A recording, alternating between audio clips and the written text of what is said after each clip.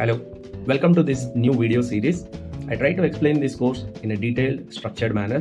There are multiple videos following this video. Make sure that you take your time to learn and practice.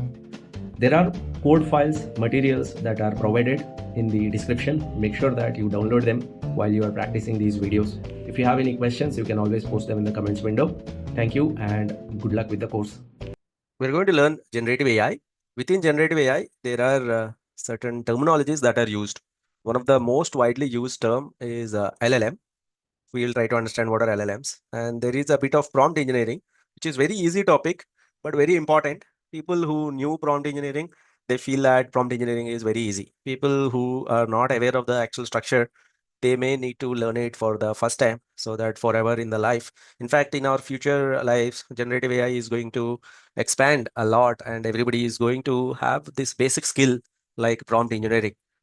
Like the way when you are getting hired for a job, people will be checking whether you have good communication skill or not. Similarly, in future, people will be checking whether do you have a good prompt engineering skill or not.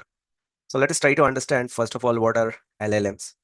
An LLM is like you're having 100 experts in your pocket. An LLM is equivalent to an English grammar specialist. LLM is like a philosopher. An LLM is like a gym trainer who can give you a proper list of exercises that you can do. An LLM is like an interview panelist who can ask you proper questions based on your experience related to any topic. An LLM is like a lawyer. An LLM is like a math teacher.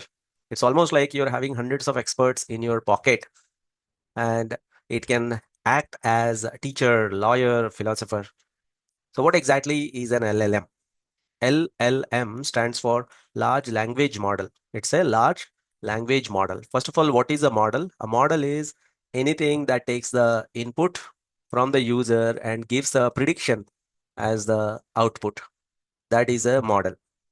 Credit risk model, what does it take as input? Customer financial historical data will be taken as input. What will be the input in credit risk model? How many loans a person has taken? What is the income? What are the expenses? What is the monthly utilization? How many bank accounts a person particularly have? How many late payments he has done? So that is the input. Then the credit risk model. So the risk model, can somebody tell me what does it predict by taking all these as input? What does it give as output? What does it predict? It will predict whether a customer is going to be defaulter or non-defaulter. Some models will take some customer attributes and predicts whether customer will buy the product or not buy the product. That is known as model or machine learning model. What is a language model? Language model will take the language as the input. And what is a large language model? Until now, we have used language models.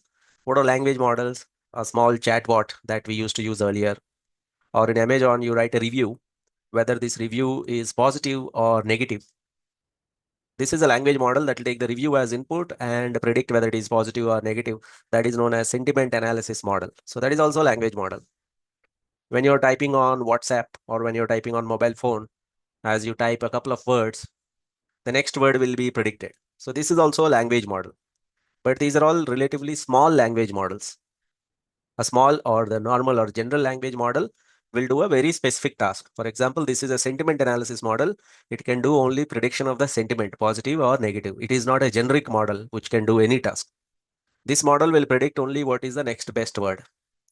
So taking the review and predicting the sentiment, predicting the next word, finding the keywords in the given text. These are all the small language models which will do a particular job.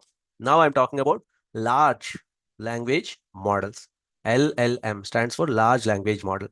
What does a large language model do? It will take a sequence of words as input and it will predict what is the next word in the sequence. So somebody told, oh, what a lovely. So that is given as input.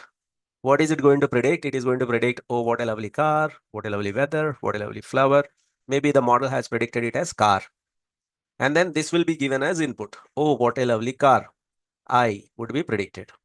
And then this will be given as input. Oh, what a lovely car. I would.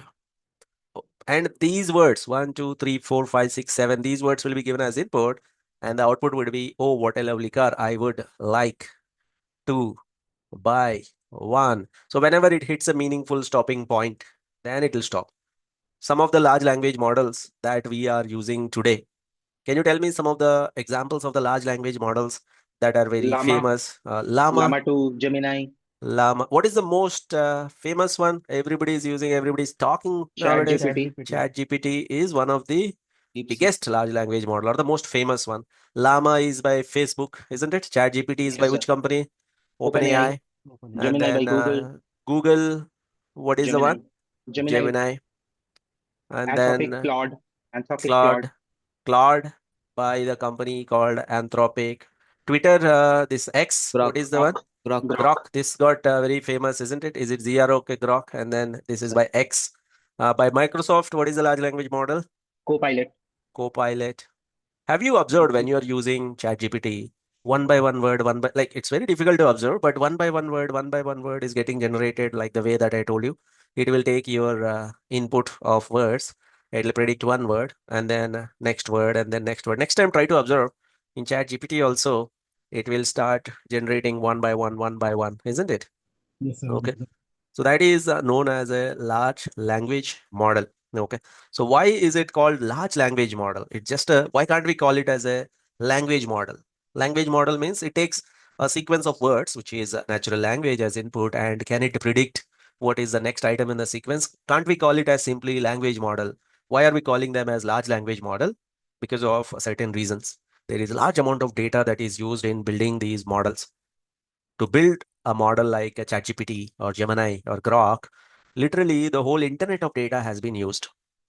All the books, all the literature, all the scientific articles, all the journals, until now, whatever are available, all the websites, billions and billions of websites, blog posts, social media articles, news articles, millions and millions of news articles, even the dictionaries, encyclopedias, all the books, open source data sets, repositories, all the research articles, everything that is available on internet, they have scraped that website. Somehow they wrote programs that will go through each and every website, get the information. They have used all that data. For example, if I'm building a sentiment analysis model, don't you think if I take 5,000 positive reviews, 5,000 negative reviews, isn't that sufficient to build a decent sentiment analysis model? Or maybe I can take 10,000 positive reviews, 10,000 negative reviews. That is sufficient. Do you agree?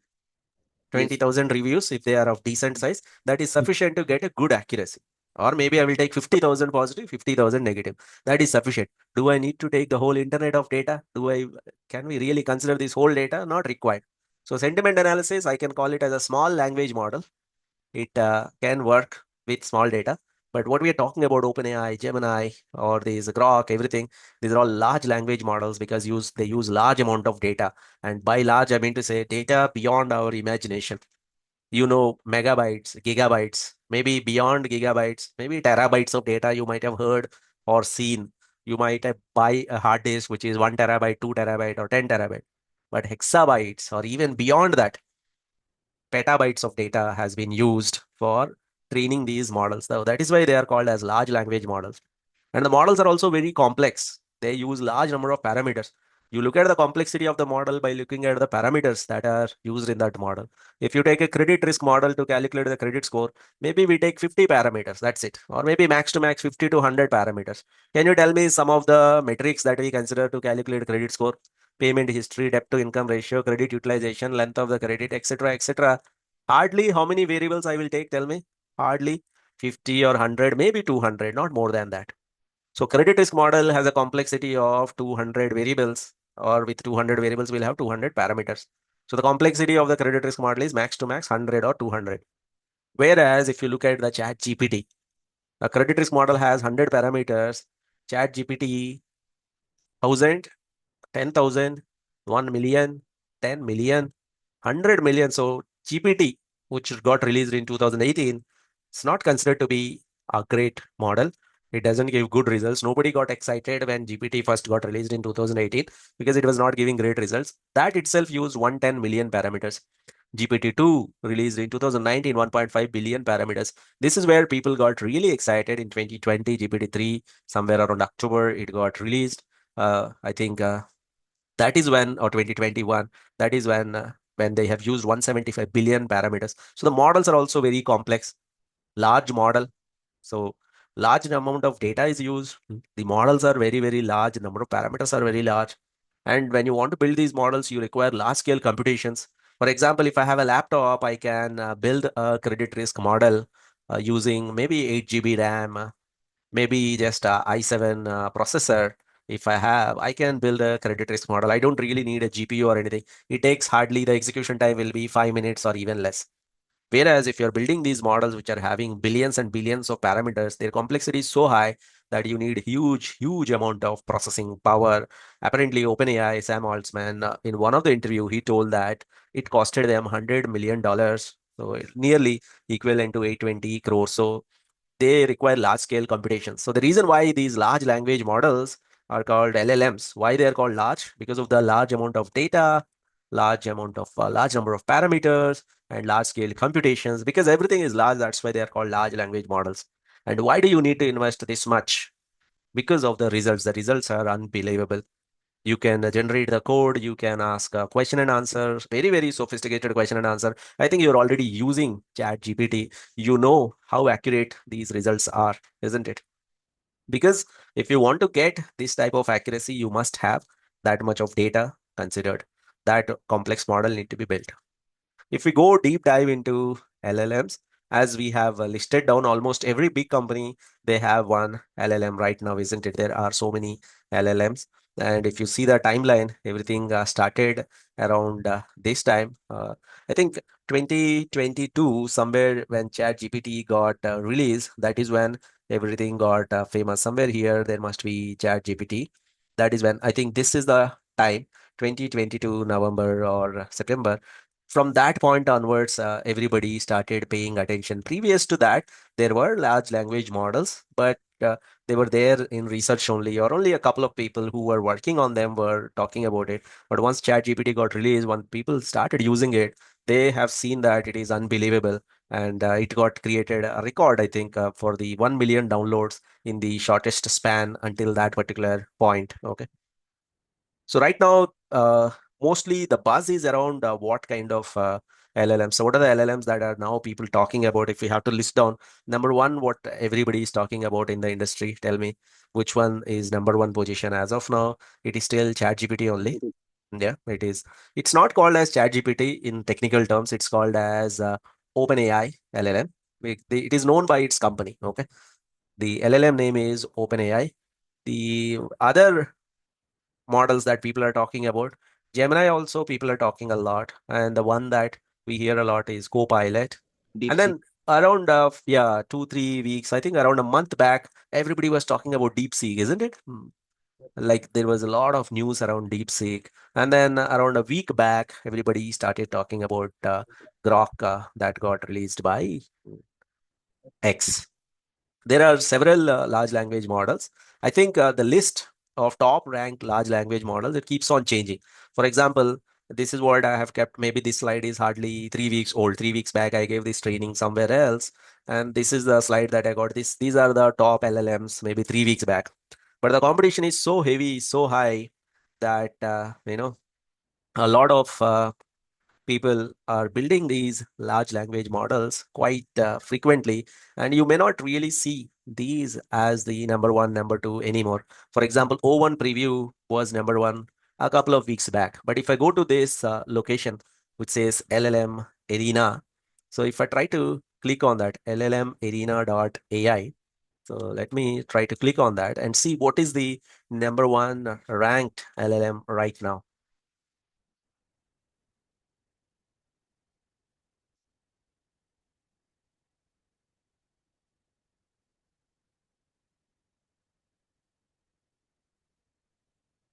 So if I go to this location and then check leaderboard, and which one is number one right now?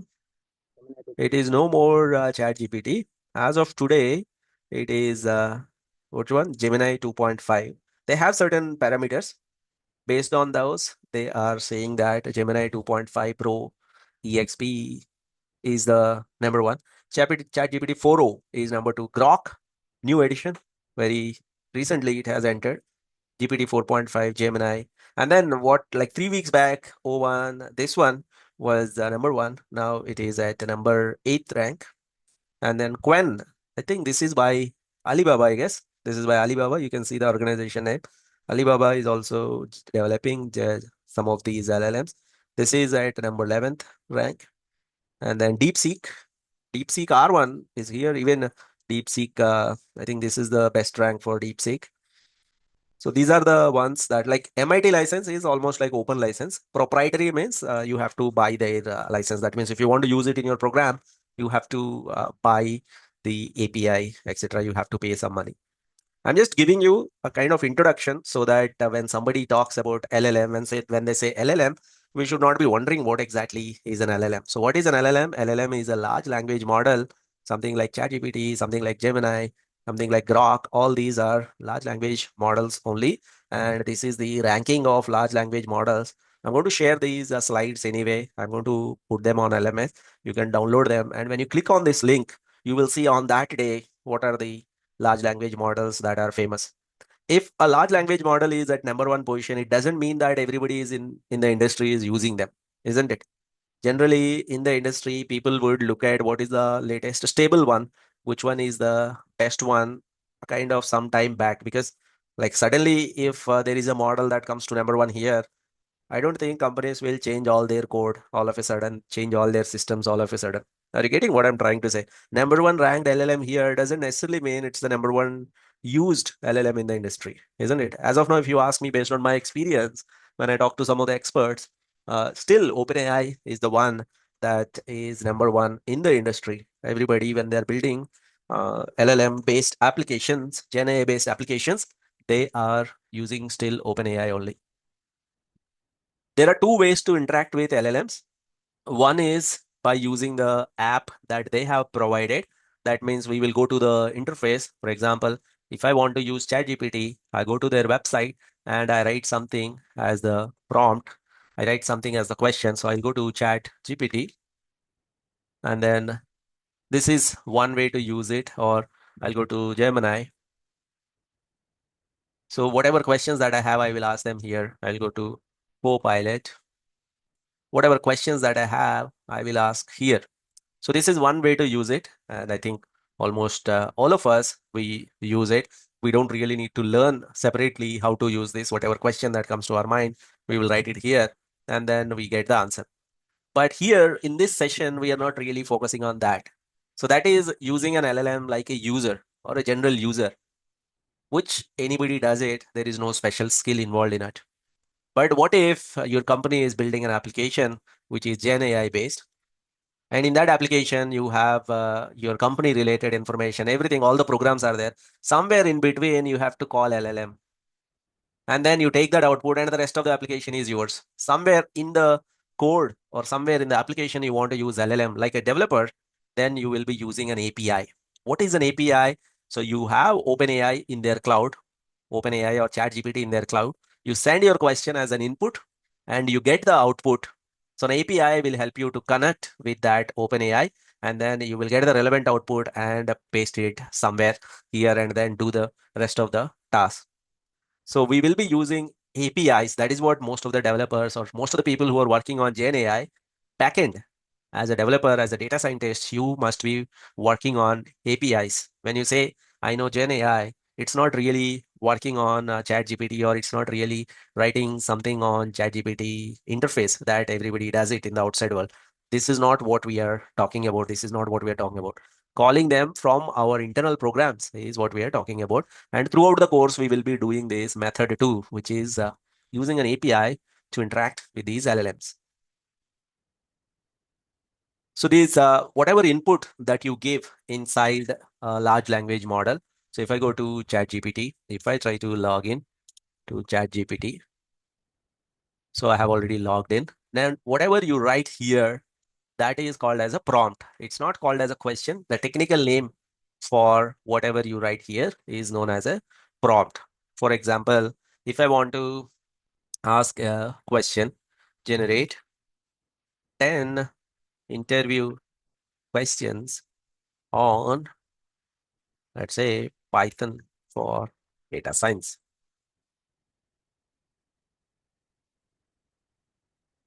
So that is called as prompt. Whatever I have asked, it looks like a question, but it is, in technical terms, this is known as a prompt. And what happens in the backend, like what we see here is not what really happens in the real world. For us, it looks like you gave a question and it gave you an answer. No, that is not what is happening. In reality, what is happening is you gave a prompt. In that prompt, 1, 2, 3, 4, these words are given as sequential input. And then the next word got generated. So generate 10 interview questions in Python for data science. That is a prompt. And that was given to ChatGPT and it generated one word. Can you tell me what is the first word it generated as the output? In the output, it generated one word called here. And then generate 10 interview questions on Python for data science here was given as input. What was the generated output later on? What was the generated output? R.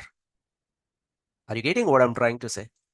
So this prompt is taken as input and only one word is generated as output in the first go. Let me show that to you once again. This time try to pay close attention to how the output is getting generated. Play close attention to this. You see one by one, one by one. It's very fast, but you can observe that it's not giving you the output in a flash in one go. It is generating one by one, one by one, one by one. So when you give this as the prompt, one word will be given as output. And then when you give all this as the prompt, next word, one by one, it will keep on generating. And then once it hits a meaningful stopping point, that is when it will stop. Are you with me? This is known as prompt. Sir, Yeah. Yeah. Please hello. carry on with the question. Yes, sir. Sir, it's very obvious that like in Google also you are sending something, we are getting this thing. So what is the difference in between, suppose somebody asks like ChatGPT, because in Google also if we are giving this keywords, we are getting such informations. Right. Very good question. Imagine if I write this prompt, generate 10 interview questions on Python for data science. Give me detailed answers with examples. Okay. All right. And my name is Venkat. I have 2 years experience. Sorry. Give me detailed examples. And I will write my name is Venkat. I have 2 years experience in Python. Now, here are the top 10. So if you see here, is there a chance that you will get this kind of output in Google by any chance? Has it ever happened to you that when you asked 10 questions, it exactly gave 10 questions with exactly these examples and the answers? What Google does is, if you write the same thing, what Google does, Google is a search engine. Is it a large language model or a search engine? Search engine. What is Google? It is a search engine. What does Google do? It will take your input. It will take your whatever input string and then it will break it into keywords. There are billions and billions of websites. Yes or no? It will try to rank those websites based on the best possible output. It will give you this is rank 1 of the website, first website that may contain your answer. So this is ranked 1 website, hellointern.in it has given. And then it will give you rank 2 website, rank 3. Like that, it will keep on giving you the website based on the ranks. Does it give you really the actual output? It doesn't, isn't it? Have you understood the difference? The difference is ChatGPT is going to generate the answer, whereas Google will search the websites where the answer could be found and it will give you the website with the answer. However, recently they have mixed Gemini with Google, and whatever you see here, this is the large language model. This is not actually the Google output. This is the Gemini output. Sometimes they give the answer also here. But in reality, the main difference is Google is a search engine where it will search for the websites that may contain the related information to your question, whereas ChatGPT will generate the answer. Does that make sense? Yes, sir. For example, ChatGPT has the ability to generate something that did not exist anywhere. For example, if I say, write a 12-line poem on TV analytics students, they are taking GenAI session on 2nd April, right? Or 3rd April? Second, sir. 2nd April to 4th April on weekdays. Full day training from 11 a.m. to 5 p.m.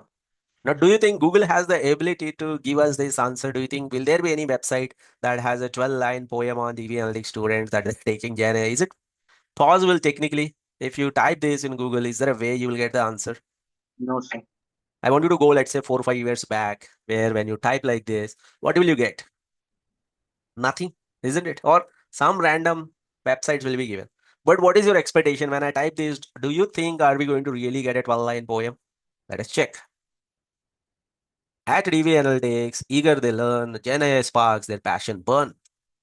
From April 2nd to April 4, weekdays filled with knowledge and more. 11 to 5, the hours they spend exploring AI, where the trends are sent. Now tell me, so what I'm trying to highlight here is ChatGPT or any large language model, be it Gemini, be it Claude, they are a generation model. What is a generation model? They will generate something that may not have existed. Do you think this poem was written by anybody anytime in the past? Do you think this poem possibly exists on any of the website? No, sir. There is no way it will exist on any of the website, isn't it? It is getting generated in front of our eyes. Okay. So But that there is the is main also difference. an option.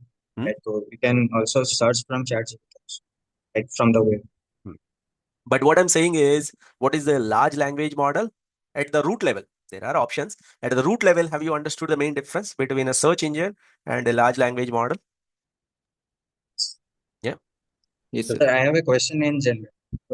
The Meta has capability that they are not showing. That, they are the largest data pool. So why they are not like, why they are not showing their potential? I did not get it. Come again. Can you elaborate the question?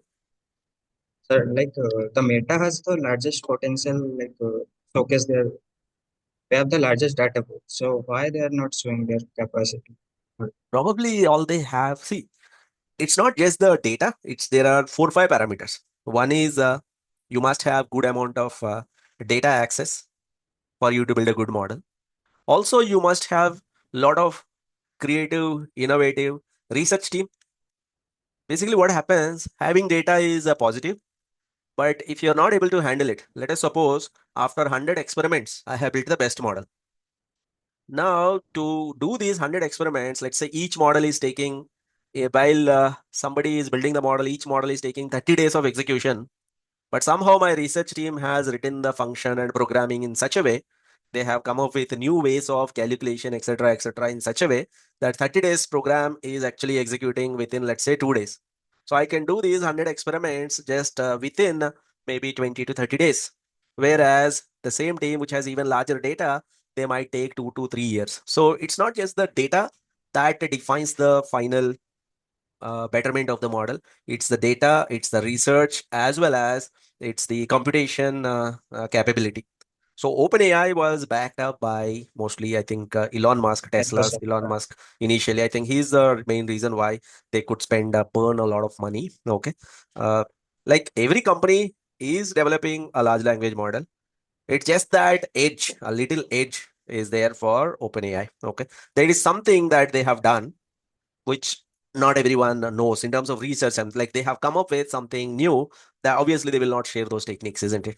That is something they might be missing. In terms of data, everybody have equal amount of data, or maybe if you really ask me, the person who has the maximum amount of data is Google, isn't it? Everybody previously Google used and to Meta. search, people used to search on Google only, isn't it, earlier? Yeah.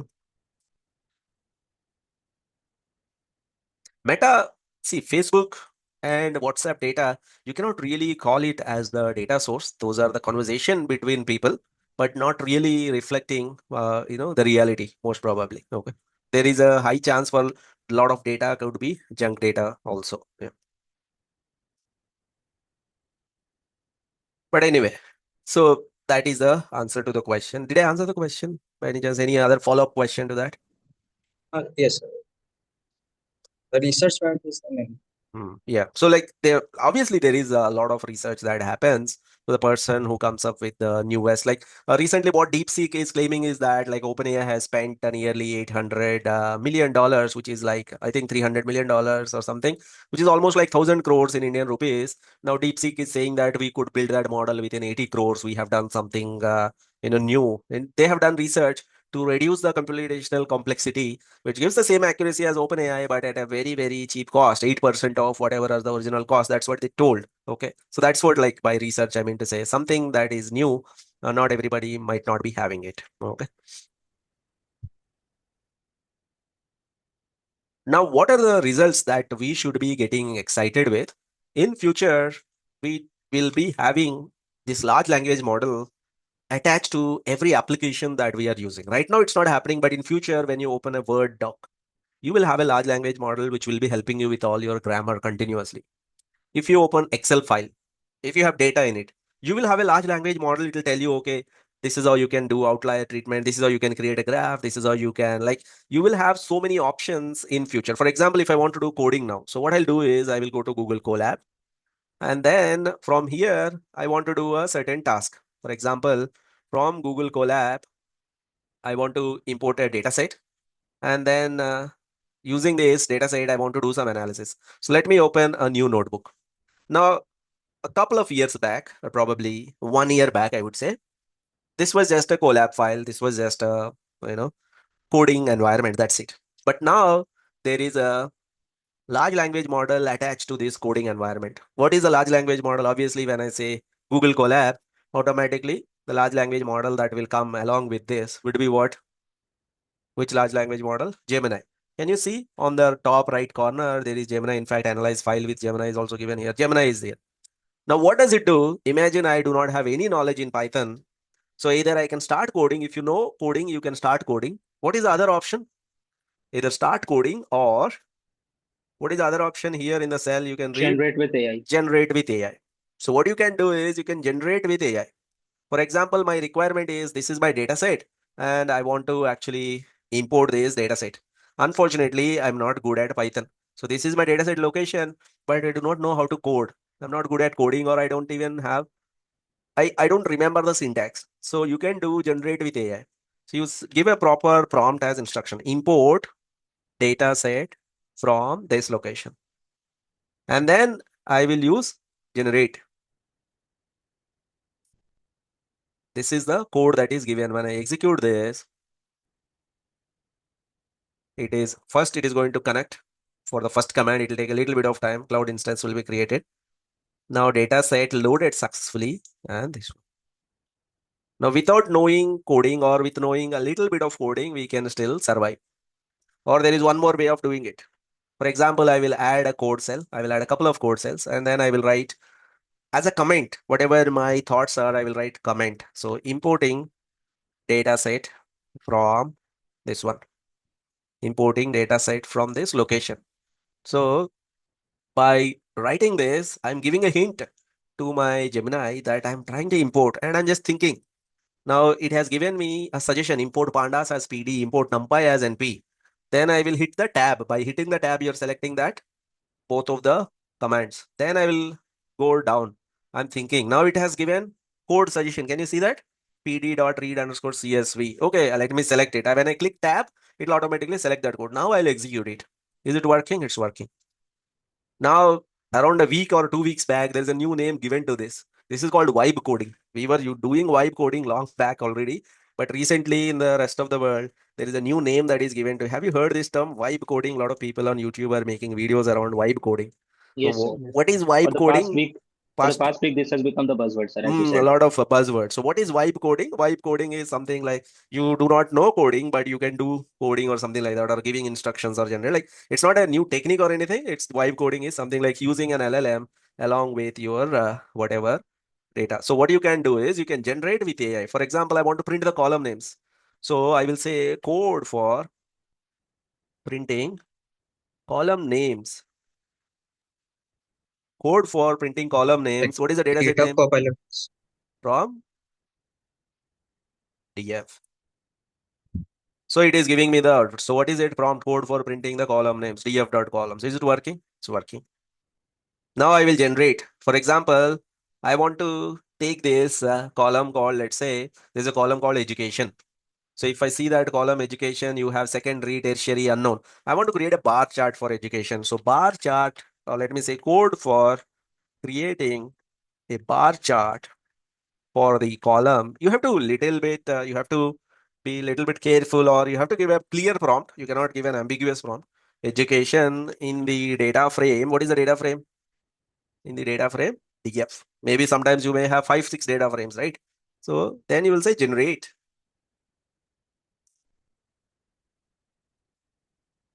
Imagine I know what is that I'm looking for. I'm looking for a bar chart, and I'm looking for Python code. If you know your input, if you know your output, do you really need to know Python coding at all here? Like, do you really need to remember all the syntax? For example, if I have the fear that, see, I am not really good with Python coding, can you still survive with Gemini? Having Gemini with you is almost like one of the Python expert is with you to always help you, isn't it? Yes, For sir. example, I want to create a bar chart. So what I'll write here, I'll write a comment, or I can click on generate with AI. As of now, I will write a comment. I will write a comment, or I will click on generate with AI. I want to create a histogram chart. I don't remember the syntax for histogram chart. So I will say code for creating a histogram chart for the column, which column? Maybe age is the column that I want to create a histogram chart. Let me execute that. It is giving me an error. Right now, it says age is not found. So we must have this much knowledge. If it gives the code, if it is giving an error, maybe it is saying age is not found. So let me check what is the column age exactly. How is the column age? So age is lowercase, but here it is given as uppercase. Probably it is giving an error. So maybe we will try to readjust this and then generate. And then once I execute this, it is giving me the output. Are you getting it? So what I'm trying to say here is the fears that we used to have, that, you know what, I'm not very good with Python. You know what, I'm not very good with C++. You know what, I don't remember that. Those kind of things, LLMs will take care of it. You know what, I'm not very good with English. I cannot write hundreds and hundreds of lines of English literature. Do you think you can achieve that now? If I give you a task, write an email which is in professional language for accepting an offer, for rejecting an offer, or for sending a reminder mail. Can you do such things earlier? Like, I'm not from English medium school, my grammar is not good. Can you give that excuse right now? Or can you use an LLM to do that task? That is a question. Are you getting? So these kind of results were not possible at all previously, but now LLMs have seen the whole data, the whole code they have taken from whole GitHub. Do you think GitHub has so much of code that you can train a model and you can generate something like this? Isn't it? So these are some of the results from LLM. The world is going to change. Earlier, if somebody has good Python code, only they used to do the analysis, they used to run the code or quickly write the code. But now if you have a basic Python knowledge, if you can do little bit of things with basic knowledge, you can actually write a lot of Python code by using these LLMs. Shall we do an exercise right now on using LLM? We will not write the Python code by ourselves. What we will do is we will try to generate the code with AI. In Python, there are 3 4 ways of writing the same thing. That means if I want to create a histogram, I can write 4 5 ways of, like there might be several packages. Any one option is good enough. So what we would like to do here is, I want you to open a Google Colab file. So how do you open it? You go here, you type Google Colab, and then you need to log into Google, create a new notebook. Once you have a new notebook, give me a confirmation in the chat window. I will give you a task. What you must be doing here is, I will give you a data set, and then I want you to run or create the code, not really write the code, but generate the code with AI, or outside people call it as AI. For general public, everything is AI. For us, specifically within AI, it is the LLM model that we are using. So I'm going to paste the dataset link in the chat window for everyone. You must import the dataset. So you have to go to Google Colab and try to generate the code. So you have to do generate, click on generate the code for importing the data, generate the code for drawing a geo chart to show country-wise sales, country-wise units sold. in the above data set. Use the column customer country and units sold. So I want to create a geographical chart which shows in this country sales is high, in this country sales is low, in this country sales is medium. So that kind of complex chart, but still I want to do it. I can confidently swim in this Python right now because I'm not afraid, because we have Gemini LLM. Write code to find the frequency count of the variable customer country. So I want customer country 1. Let's say customer country is France. There are 50 customers. Customer country is Italy. There are 25 customers. Customer country is India. There are 30 customers. Customer country is USA. There are 25 customers. That's what I want as output. Write code for drawing bar chart for the column product sold online or offline or whatever is the product sold. Have you understood my requirement, all of you? Carry on with the code generation. What I want you to feel after this is, you must tell me, I don't really care about Python syntax. I can handle it. If I can use generate option, I should be able to do it. That is what the response that I want to hear. So you click on generate with AI, and then you write it, and then you click on generate. So the code file, the data file is given in the chat window, and that is what you must use. Let me do these tasks one by one. So the first one is importing the data set itself. So I will give a clear instruction here to import the data. So once you open Google Colab, I will add a couple of more code cells. And then I will say generate with AI, import data set from this one. Then I'll click on generate. Code got generated. I'll just execute it. I don't really need to worry about how accurate, inaccurate the code is. Mostly it will do these kind of simple tasks quite easily.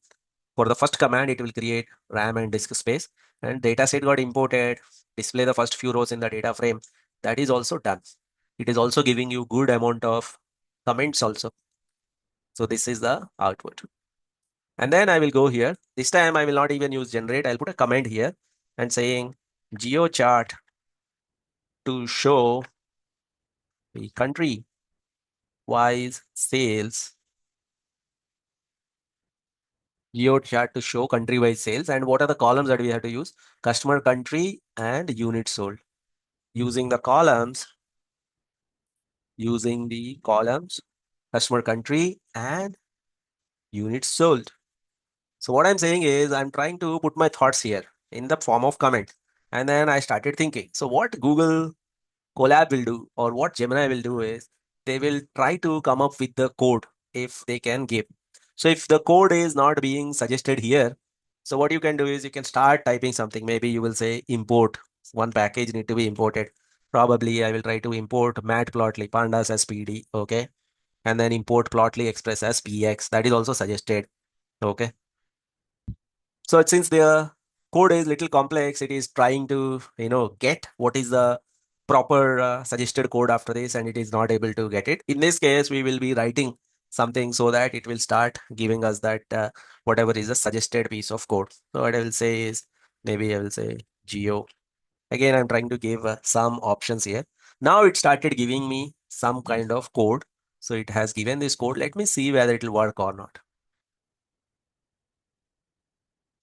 So it has given this figure, but it is not as per our, what do you say, requirement. So it has taken the customer country, size is unit sold, color is unit sold, and projection is natural earth.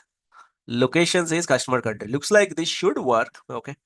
But somehow the color is not seen. Is it somewhere seen? No.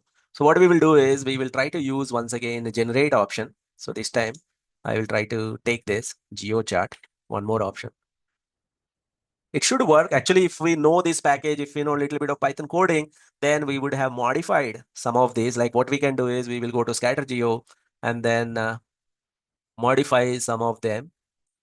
So the color scale, color gradient, those kind of things we can modify, but I'll not do it. I will just repaste this into one more of the. So I will go to the next cell and generate. So what I'm trying to do is I'm generating one more command to give me the code. Basically, I want to get country-wise sales. Okay. And since I have what is my output in mind, I will keep on doing it.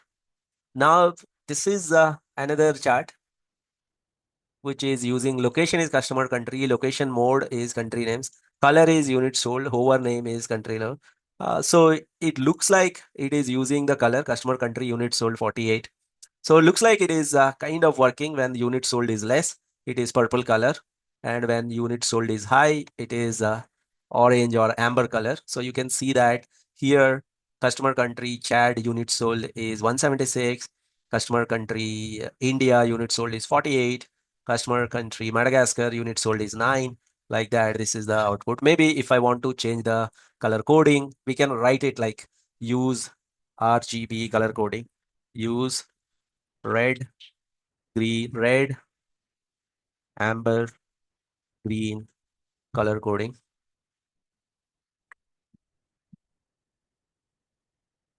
Hopefully, they should. It is trying to do some math and then try to give us this output. But anyway, earlier it worked. We can fix with this one.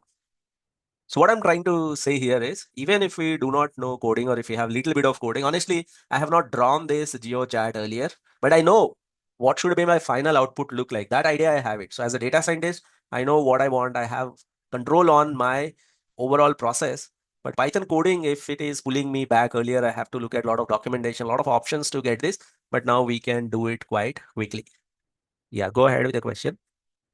Sir, here we imported the file using the link. What if I have data saved in my system? So how to do that? So the location that you have attended Python sessions. Yes, sir. Yes. Simply you change this into your location. Okay, got it. Understood then. Yeah. Simply you give it to your location. But what we are working here is on Google Cloud. So right now, this may be your browser. It looks like this. It looks like it is local, but not. You are working on a Google Cloud system. There is some RAM, there is some disk space given. So what is local to you is not really local to Google Cloud. So the local file system in Google Cloud is this one. You will not see your files here, isn't it? So when you're working on Jupyter Notebook, local files can be read. But when you're working on Google Colab, they must be first uploaded here or Google Drive. From there, they can be read. Okay.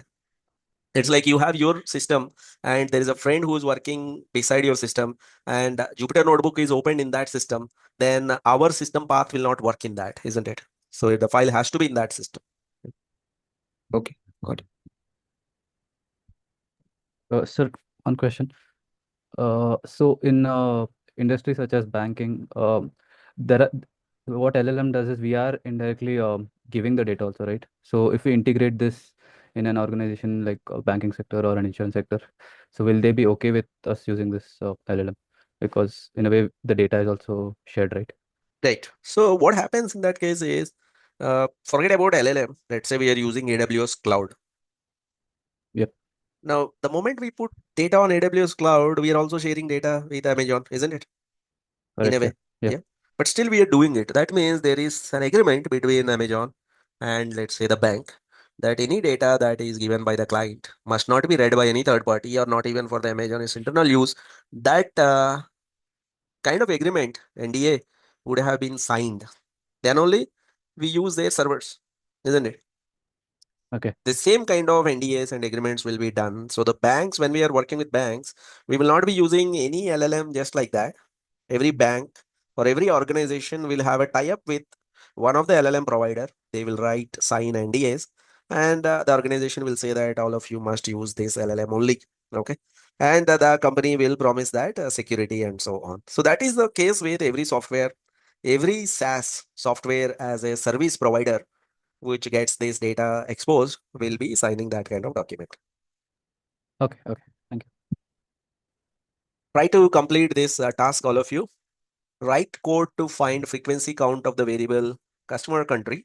So I will say write code to find frequency count of the variable. Actually, there are so many spelling mistakes, but still it will understand what is our requirement. Variable customer country.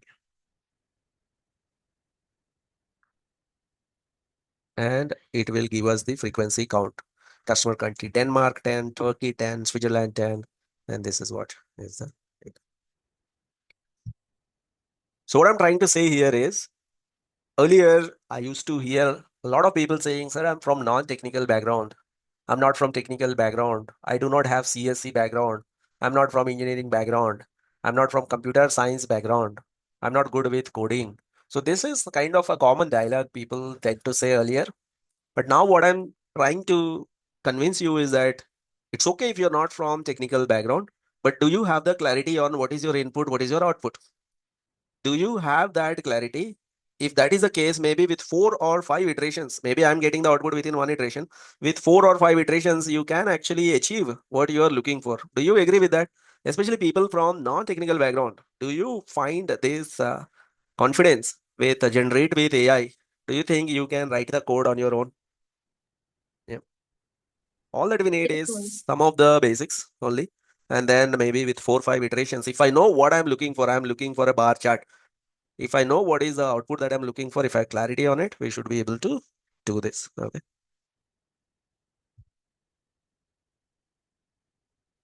Shall we move on to the next topic in the list? Yes, sir. Are we good until now? All of you, are you comfortable until this point? Yes, sir. Yep. Yes, sir. All right. Now, whatever we are writing here, whatever input that you give to a large language model is known as a prompt. Now, the only communication, so you have this large language model, which is damn powerful. The only communication that you are having with large language model is using prompt. Now, this prompt has to be perfect, or it has to be designed very well. That process is known as prompt engineering. And the mistake that we tend to do is, let's say, from past 20 or 30 years, we have been using Google only. From our childhood days, we have the habit of using Google. Now, when you are interacting with Google, we tend to write short strings. We tend to write a small phrase. In Google, you don't write a very lengthy, complete. Have you ever written 4 or 5 lines of question in Google? Have you ever typed it? Let's say the way we have typed earlier. Has it ever happened that you went to Google and then in Google you typed write a 4 line poem on etc etc. Have you kept on writing like this, typing like this? Has it ever happened to you? You never do that, isn't it? Yes, Largely, sir. you just write 1 or 2 words, 3 words, or 5 words, max to max 10 words you write, isn't it? Or somewhere else you will copy something and paste. Copy pasting you will do it, but in terms of writing something, in terms of writing, you don't really write a very lengthy text. That's what we are programmed to. The first thing that we need to change or we need to acknowledge is the prompt is not same as Google search string. Whatever you are interacting with LLM, you will give a prompt. Whenever you are interacting with a Google search engine, you will give a Google search string. So we have a habit of working with search strings. Search strings are not same as prompts. A prompt is a very detailed, elaborated prompt or very detailed, elaborated requirement sentence or requirement paragraph that you will write. So the first thing that you need to acknowledge is ChatGPT prompt or LLM prompt is not same as Google search string. That is the first thing that we have to avoid. Small, very brief queries or 1 or 2 phases or 2, 3 phrases. If you write like that in ChatGPT, you may not get a good answer. What is prompt engineering? You have to meticulously design a prompt. You're supposed to design a prompt, and every prompt has to be minimum 2, 3 lines long. The moment you write 1, 2, 3, 4 words or 5 words in ChatGPT or LLM, you're already failed. You're not supposed to write short strings under 1 line. From today onwards, whenever you're working with any LLM, the first trick, one of the successful LLM engineers or some of the successful Gen AI guys, the biggest difference between a beginner and an expert would be the expert will be writing minimum 4 to 5 lines of prompt every time they interact with LLM. Beginners will be writing under 1 line. And I want you to reach that expert level quickly. Make sure that you are designing your prompt. You're including the context. You're including the intended tone. You are avoiding all the ambiguities. You're not confusing an LLM model. LLM models, are they powerful or not? They are extremely powerful. And that is their problem. If an LLM is very powerful, if you give the wrong question, if you are not really giving the right amount of information, there is a very high chance that it will get confused. It will give you a different answer. What is the typical standard method that people follow? I will go to LLM, I'll go to ChatGPT, I'll write how to become a data scientist. Yes, LLM will understand. It will give me an output. It will be a very lengthy, broad output.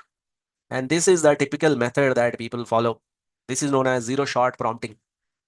A shot means example. Zero shot means zero examples. You haven't given any example. So asking the model directly without giving any examples or without giving any structure, that is known as zero shot prompting. That is what a lot of people are doing right now. But still they are successful because they tried 4 or 5 times to get the best output. It still works, but usually you will get very generic, very lengthy outputs. You have to do better than this. You cannot simply write one line prompt. First of all, the moment you write one line prompt, there itself, I want you to stop and think, is it the right way to interact with LLM? The answer should be no, it's not the right way to interact with LLM.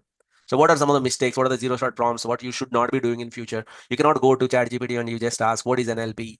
How to learn generative AI? Give me Python basic examples. How to earn money in stock market? What is a good diet plan? What is the problem with all these prompts? These are all zero shot prompts. Most importantly, they are in one line or less than one line. Now, this cannot be a right way to interact with LLM. I want you to take this very seriously. If you simply say explain NLP, ChatGPT doesn't even know whether you're a beginner or an expert. If you simply say Python, give me some Python basic examples. Python developer is different from Python data scientist. What kind of examples are you looking for? How do I know you're looking for data science related examples? How do I know that you do not want to see anything related to data structure or anything related to OOPS concepts, etc.? How do I earn money in stock market? Are you a long-term trader or a short-term trader? Do you want to earn money? Are you looking at a 2 year window? Are you looking at a 2 month window? Do you want to invest a capital of 1 lakh or do you want to invest a capital of 30,000 or 10 lakhs? Don't you think the money earning plan will be different for all these scenarios? Right, sir. What is a good diet plan? Do you think a good diet plan for a 60-year-old would be same as a good diet plan for 16 years old?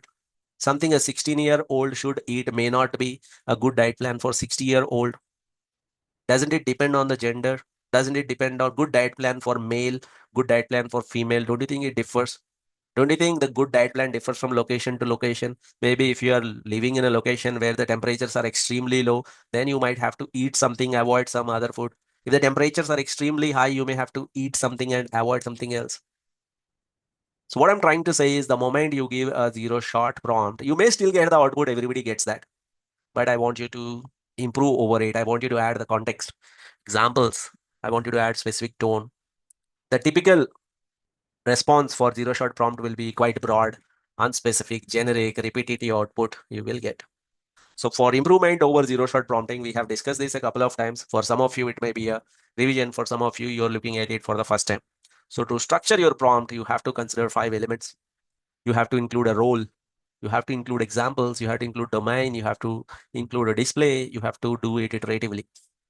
By role, what I mean to say is ChatGPT or any LLM or Gemini or Grok. These are like a ChatGPT is like hundreds and hundreds of experts. So you have to assign a role. You instruct ChatGPT to step into the shoes of an expert. For instance, if you want to ask questions related to coding, you ask ChatGPT to act as a software engineer. You ask ChatGPT to take a role. Role playing is the first thing. For example, explain NLP to me. Instead of that, you say, put yourself in the shoes of an NLP expert. Because you are a doctor, you are a lawyer, you are everything. But I want you to cut down everything else and then act as an NLP expert so that you can give me right answers. How to learn generative AI? Imagine you are an expert in generative AI and related fields. Give me Python examples. Put yourself in the shoes of a seasoned Python developer with extensive knowledge. Or imagine you're a seasoned Python data scientist. Then the answers will be different. So what is a good diet plan? So how do you write it? Imagine you are a, whatever you're the expert, you are a Nutrition expert. certified nutrition expert with how many years of experience? Maybe 15 years of experience. Write a deadline extension mail to my client. So how do I write it? Who writes deadline extension? Maybe who can be an Managers. you imagine you are a manager with 10 years of experience, or imagine you are a business communication expert, right? How to earn money in stock market? Imagine you are a Investment banker. investment banker. Are you with me, everyone? Apply a role. Give a role to Stockbroker. imagine you are a stockbroker. So the first thing that you must always include is role. You cannot just directly ask a question. You first imagine who can answer your question, give that role to ChatGPT. Does it make sense? The Yes. second, Yes, sir. the second element is examples. exceptions, inclusions. The most irritating feature of ChatGPT, a lot of people come to me and complain that, sir, I've worked with ChatGPT, I'm not interested, I'm just leaving it, I'm not real. Like a lot of people who got kind of disinterested or kind of irritated with ChatGPT, they all have a similar problem. What is the problem? This is the output that I'm looking for, but no matter how many times I execute, I'm not getting the output that I'm looking for. ChatGPT waste, sir, waste. There is no point in working with it. Waste. So what exactly is the problem? You have something in mind. This is the output that I'm looking for, but no matter how many times I'm executing, it is not giving. So the output that you're looking for, maybe give a couple of examples. ChatGPT will give you exactly the same one. Those couple of examples are known as few shots. You have to give few shots. Maybe the output that I'm looking for is, maybe I will give the input as review. The only output that I'm looking for is whether it is positive or negative, and what is the main point. Main point that is discussed in the review is, let's say people are talking about taste of the food. This is a restaurant review, positive review, taste of the food. So this is called one shot. I'll give one more shot. I'll give review and I will say negative, and people are talking about hygiene.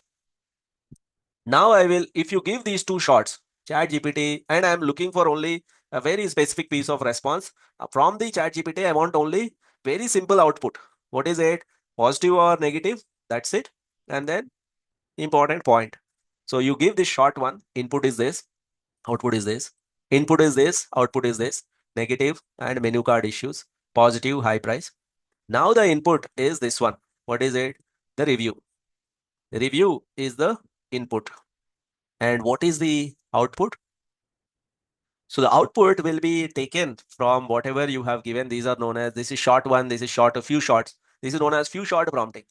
Few shot prompting. What is few shot? A short means example. You give few shots and ChatGPT will give exactly the way that you're looking for. I have given review one and then expected output. Review 2, expected output. I gave review 3 and I want the output exactly like this. Now, if you do not give these shots, no matter how well you explain, no matter how much you write in the prompt, is there a chance that you will get such a perfect answer without really giving these shots? Tell me. Sir? No, sir. If I do not know about few shot prompting, I will try so many times, sir, I'm looking for this only, very simple output. But ChatGPT is not giving me, it is giving me 20 lines, 30 lines, 40 lines output. I'm not interested in this. So the way you should communicate with ChatGPT is you give few shots. All right. Sir? Few shots are known as few examples. Yeah. Hello, sir? Yeah. Sir, is one shot is same as few shot? Few means what? Is one equal to few? No, Yeah. So one shot is giving like one example. If you want to be like multiple multiple examples. examples is Okay. safe. Okay. Like one example is also fine. It should understand. But generally few shots means what? Like few examples. You give few examples. Okay. For it to understand exactly what is the requirement that we are looking for it. Like I gave few shots. I gave burger, harmful substances, and how many steps to burn. French fries, what are the harmful substances? What are the calories? Harmful substances, calories, steps to burn. Let's say if you eat French fries, you are supposed to take 10,000 steps. If you eat a burger, you're supposed to take 15,000 steps.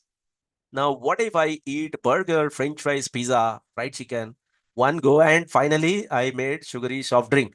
How many steps I should take? That is what, like, I want to scare my customers, or I want to scare people, my gym customers, that how harmful these are, how many steps does it actually take to burn.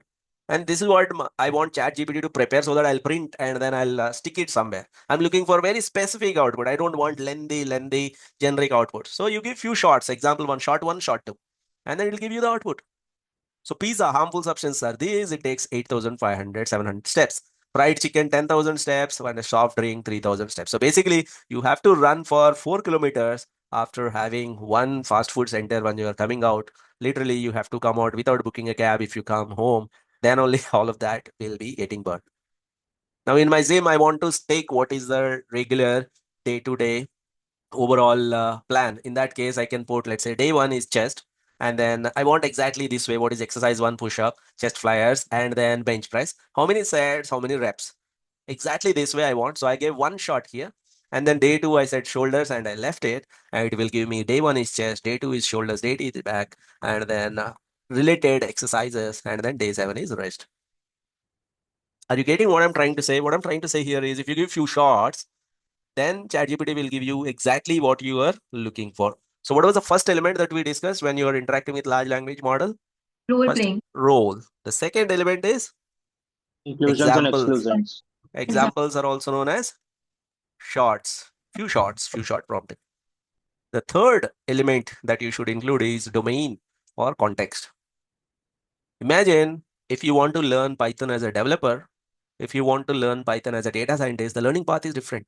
So put yourself in the shoes of a seasoned Python developer and give me the learning path to become a Python developer here.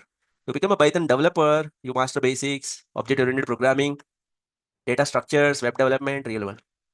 But if your domain is data science, you mentioned that. Give me a path for becoming a data scientist. Master Python fundamentals, data manipulations, data visualizations, machine learning, real world projects. You see the learning path very different. This is also Python, but the learning path is very different.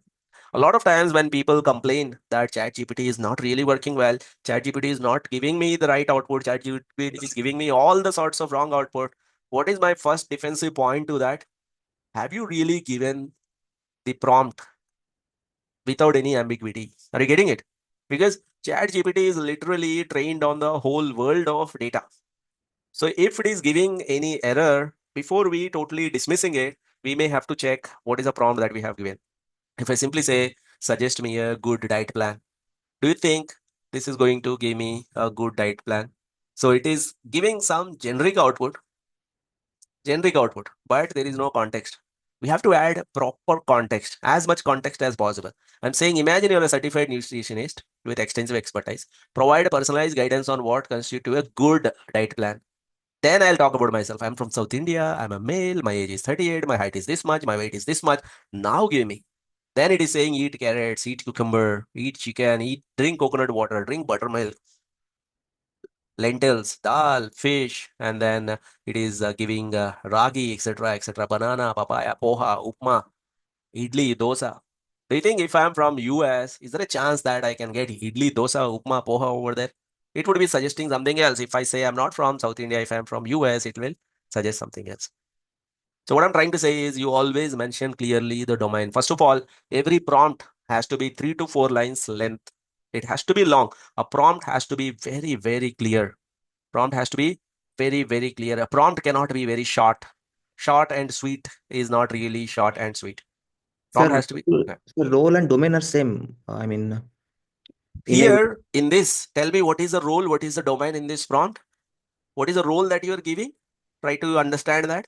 What is the role that you are giving to LLM? certified So nutritionist. that is a role, isn't it? What is Correct. the domain? The domain is like we are talking about myself and something else. Now, if you go back to the previous one here, what is the role that you are giving? Python developer. What is the domain? I want to become a Python developer. The role is you are a data scientist. What is the domain? I want to learn Python. Are you getting it? Got it. Role is like a person. Okay. You're asking a person. Domain is like the context that you are talking about. Okay. Okay. Okay. Makes sense? Yes, So sir. there are three elements that we have discussed until now. Like one major point that I want to highlight here is you have to give a very, very detailed instruction. It has to be very much clear, non-ambiguous. You cannot assume anything. Are you with me? Let's like the way we give, like somebody who takes good instructions, but somebody doesn't think. Whatever instructions that you give to that person, let's say you have developed a robot and you are giving it a task that you go to the shop and buy eggs, come back. Now, what are the instructions that you give? First, get up and then go to the lift and then go to the ground floor, then go to the shop nearby, or maybe get out of the building, turn left side, go to the shop nearby, and then ask for 12 eggs and then give the money and then come back. Like that, you have to give a very, very lengthy, detailed instruction. That kind of instructions you have to give here. So, three elements that we have discussed. What is the first element? Role. Role. Role. Second element is Example. examples. Or these are also known as Shots. Thoughts. shorts. And third element is Domain. domain or context. Very important. The fourth element is you can ask for exact display and format. Not every time you like the way the output format is given to you by ChatGPT. You want sometimes bullet points as the output. I want table as the output in some cases. I want sections and subsections in the output. I want code blocks. I want quotations. I want labels and annotations. Then you mention it. You can say, give me the output in bullet points. Give me the output in tabular format. Give me the output in sections and subsections. So what you can say is, let's say, create 10 MCQ questions from Python pandas.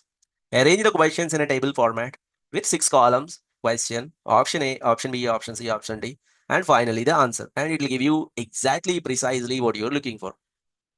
So it's always a good idea. Somebody who has clarity on what they are looking for, they always tend to give the display format. What is the final output that should be displayed to you? That is the fourth element. And the fifth element, one of the major point that we need to realize, only once you use ChatGPT for lengthy duration, only then people will realize this, that let's say you are looking for certain output, you have given certain input. Now you gave this input, you got this output, and this is not what you are looking for. This is not matching with your imagination. Okay, I'm looking for a particular output, but ChatGPT did not give me that output. In most of the cases, what people do, you re-execute, isn't it? Regenerate.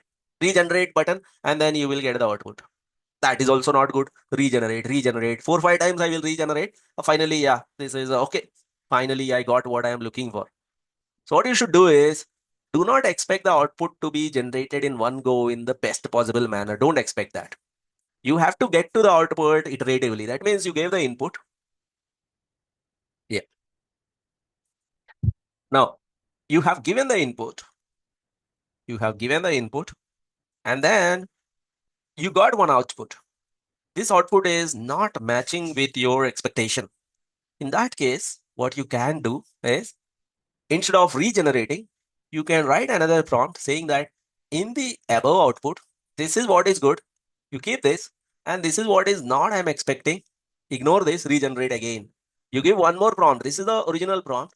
You give one more prompt on what went well, what did not go well. Then it will clearly understand what you're looking for. It will give you. Again, you say that in the above output, 80% these are all good, but this 20% I do not like it. Then it will again generate. So do not go to the output within one shot. Arrive at the output iteratively. This is the mistake a lot of people do. They do iterations, but they do regeneration. But what you should do is, you should rewrite what was right, what was wrong. For example, if I say that, if I write, what is the history of machine learning? It has given me this one. I'm not really impressed with this format. So overall, the content is good, but I'm not really looking for this. I want in a list format. So instead of regenerating, I said that give the all the events in the above whatever you have given in the list format. This is ChatGPT. It's not Q&A. Every question and answer, these are all connected. Since it is chat, it will look at all the context that you have talked earlier and it will try to modify. Create a sales pitch for online training program. In that, adjust the above page for data science program. How can I improve my credit score? It is giving in dollars or something. Adjust the above output to improve the CIBIL score in Indian context. So keep the same one, but adjust it. So what I'm trying to say is, do not expect your output by regenerating multiple times within one shot. Try to arrive at the output iteratively. So that is the final element that you have to remember. So there are 5 elements that we have discussed. Let's write down one last time, then we will wrap this up. What is the first element? Role. Role. Second element? Example. Examples. Examples are also known as Shorts. short. So you can say that I have worked on few short prompting. What is few short prompting? I have given some examples. What is the third element? Display. Domain. Domain. Domain or context. Text. Fourth element? Display. Display format. Fifth element? Iteration. Iterations. People who have already done this, you can stay quiet. So is there a way to easily remember this? If you look at these first few, only the first letter, role, examples, domain, display, iterations, you can remember this as an acronym, REDDI. What is my full name? Venkat Reddy. Maybe whenever you're writing a prompt, you can maybe a little bit of spelling correction. REDDI is what you have to do. Always remember REDDI. Not necessary that you have to include every element in every prompt. You have to force it. That's not needed. REDDI is what is you have to include. Sometimes you may not require role, then you can ignore. Make sure that you're adding remaining one. Sometimes you may not need to give examples. Ignore this. Make sure that you're adding everything else. Sometimes you may not require domain. Domain is required every time, but depending on the requirement, depending on what you're solving, make sure that whenever you're writing a prompt, the first thing is it has to be 4, 5, 7, 6 lines lengthy. It has to be very, very lengthy prompt. It cannot be one line or less than a line. First thing. The second thing is, are you having these 5 elements? If you're including all these 5 elements, that is nothing but prompt engineering. What is prompt engineering? Meticulously designing that prompt so that you are adding a role, examples, charts, domain, display format, all of that is known as prompt engineering. Shall we try a few examples, all of you? Yes, sir. So what is the requirement? Write a short blog post about why time management is important. So imagine you are working for a blog company, or you're working for a news article company or a magazine company, or you're working for a website, and your job is kind of content writer. And your manager asked you to write a short blog post on why time management is important. What do other people do? They just directly go there to ChatGPT, give me a blog post on time management. Anybody can do that. But what you are going to do, now that you're a prompt engineer, you will see what are all the elements that may match, and then you will try to write a proper prompt. Go ahead, try, all of you. Give me the prompt. You can give me the prompt in the chat window, all of you. Write the prompt, or you can try the prompt in ChatGPT, check that, and then give me the best prompt that has worked for you. Make sure that you're giving role. If examples are not applicable, ignore that. And you may have to give the domain, what kind of context, what kind of output that you're looking for, and run it for a couple of iterations. Try that, all of you. So what we will write, we will first write the role. What is the role that we will give? Imagine you are a professional blog writer or professional content writer, social media content writer, something like that. That is a role. Examples may not be applicable. We cannot give certain examples of the blogs. But domain, what is a domain? This is like a time management for general public or for managers or for software employees. You will write the domain that you are looking for. And then output. Output, I mean to say how lengthy the output should be. Maybe you can say the blog post should be of 50 lines or 4 paragraphs. That is output. And then you run it for a couple of times, find the best output, and then do it. So basically, anybody who's writing a very lengthy prompt is already on track. I'm not saying that this is the perfect way to do it. This is the only way to do it. This is prompt engineering and all that. Prompt engineering is an abstract concept. It's not like engineering in other streams. So it's not like a theory where widely accepted and it must be done like this. Prompt engineering is kind of a general understanding that you must write a good detailed prompt, which is non-ambiguous, which a large language model can understand easily and give you the output.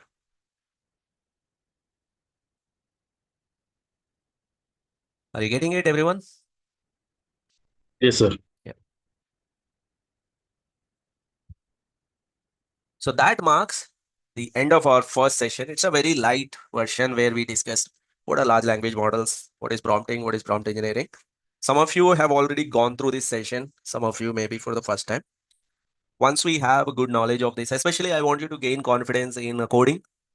What I wanted to tell you was like, even if we are not 100% perfect in coding, with the help of Gemini and large language models in future, we will have this coding pain, which will be taken away easily. If you are good at prompting, if you know what you're looking for, and if you know what is output that you're looking for, you should be able to resolve it. Even if there is an error, you tend to resolve it automatically. Even the large language model will resolve it. For example, if I execute this, I will get an error.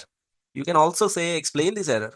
It will try to think, and it will try to give a correction, and then give us there is something wrong, and it will give us the right one. You check this. I have so you can copy this code now. So that means there is an error in the code.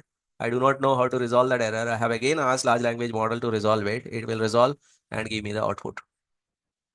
So there will be a lot of help that we will be getting from the large language models when we are coding, and Python coding will not be a big deal breaker in future. I'll tell you some of the things that are happening which are unbelievable. It's almost like, is it possible? Like people would laugh, or people would say, Is this a fancy world or what?" That kind of thing. So there is something called deep research. Hardly it came back like 1 or 2 months back. I think 1 month back. Deep research, like a research analyst or somebody who is doing some research. This deep research will do exactly the same. So if I want to do some deep research on a particular topic, let's say the topic is, let's say I want to refer to various research articles and find out a certain fact. The topic is the comparison of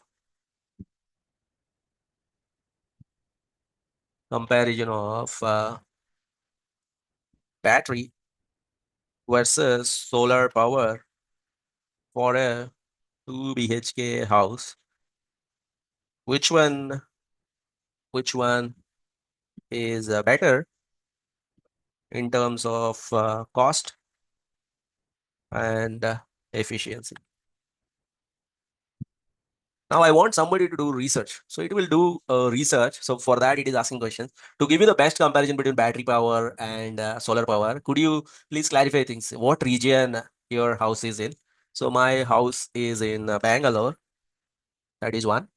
And then, are you considering off-grid or grid connection to solar system? I'm considering off-grid. That means I think independent. Off-grid means like you are not giving it back to government or something. Like in solar, you can actually sell it to government. Comparison of daily use, backup during outages, or both. I would say both daily and backup. Both daily and daily use and backup during outages. What is your average monthly electricity consumption bill? Average monthly electricity consumption bill is my and my and my average monthly electricity consumption bill is, let's say, 2500. Do you already have solar panels or battery storage? Are you starting from scratch? And I am starting from scratch. I am starting from scratch. Now, usually when I ask this question to you, if I give you this, hey, you know what? I can go for battery backup or I can go for solar power. Which one do you think is the best one? Do some research. So what you will do, you will go to various websites, you will take some pointers, and then you will finally create a table of comparison and give me. You will do a lot of research and give me, and that research is also done by LLMs right now.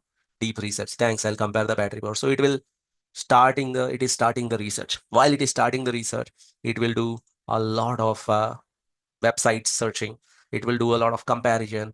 It will in between, it will give me, like, this research will take a little bit of time for sure. Maybe it'll take 5 minutes or 10 minutes depending on the complexity of the topic that we have given.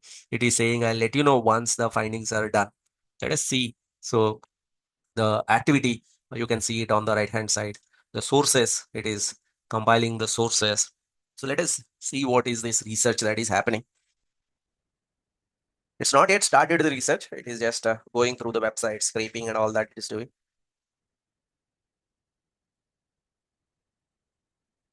So until now, or until last year, none of the AI system has actually surpassed humans.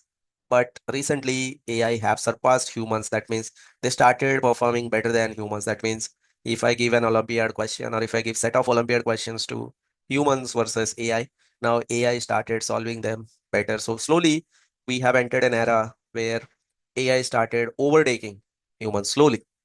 Not everywhere, but we are going to see huge changes in the way that we are living. So research is happening, sources and all that compiling is happening. A little bit of it is a little slow, but let me show you. Once it starts showing us some results or some sources, then we will break for lunch. Then we will wait. We'll give it time to do all that research, and we will try to consume the final output.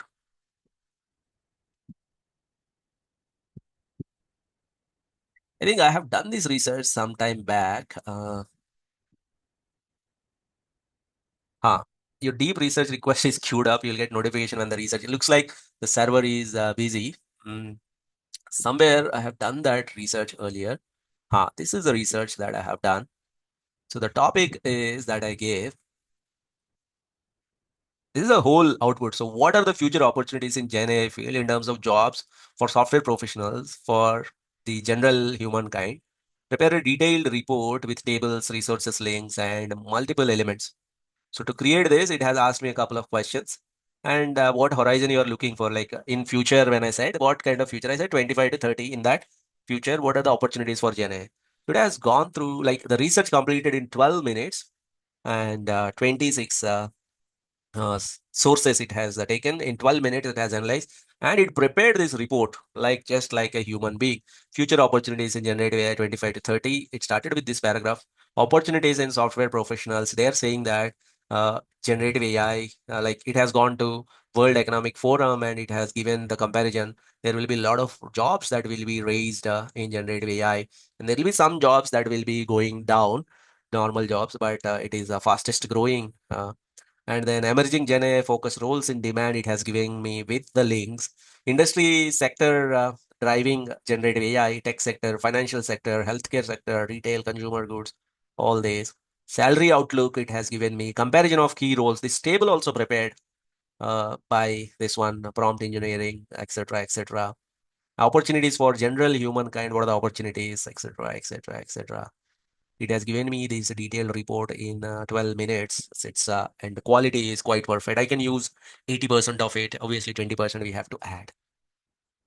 And this is just the starting. We are not even at 1% of what GenAI can achieve. This itself is amazing. But this is, I think, they are offering deep research for ChatGPT plus candidates only. You may not. Do you see deep research in general login as well? No, sir. No. Oh, yeah. So Because only ChatGPT plus only you will get. I'll take Sir, the questions. Sir, I have one question. Yeah. This Tanuj this side. Yeah. Sir, will this Gen AI have any impact on data science jobs or data analyst jobs? Huge. I think literally every job that can be automated. So what this deep research it is showing, World Economic Forum, McKinsey reports, all of this, what this is showing is nearly 30 million jobs, nearly 3 crore jobs will be lost. Okay. So whatever we are searching in general data analyst jobs, will those things be replaced? Yeah, 3 crore jobs will be lost. And what is the good news about it? 9 crore jobs will be created. Okay. 90 million jobs will be created. For example, if you take a normal data analyst, if you take a normal Python programmer who doesn't use GenAI or LLM versus a Python programmer who is using this LLM with him. So the Python programmer using LLM, his job will be created or his job will be intact.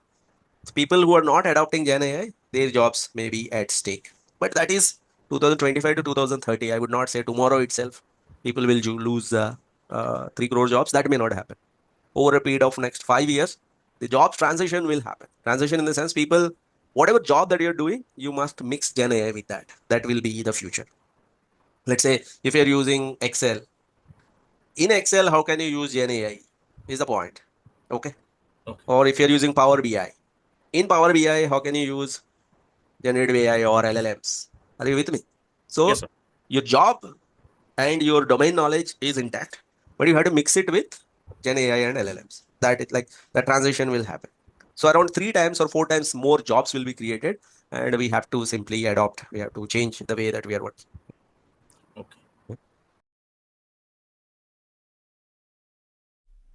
Continue with the next video in the playlist. We are covering everything step by step. If you have any questions or the comments, please post them in the comments window below.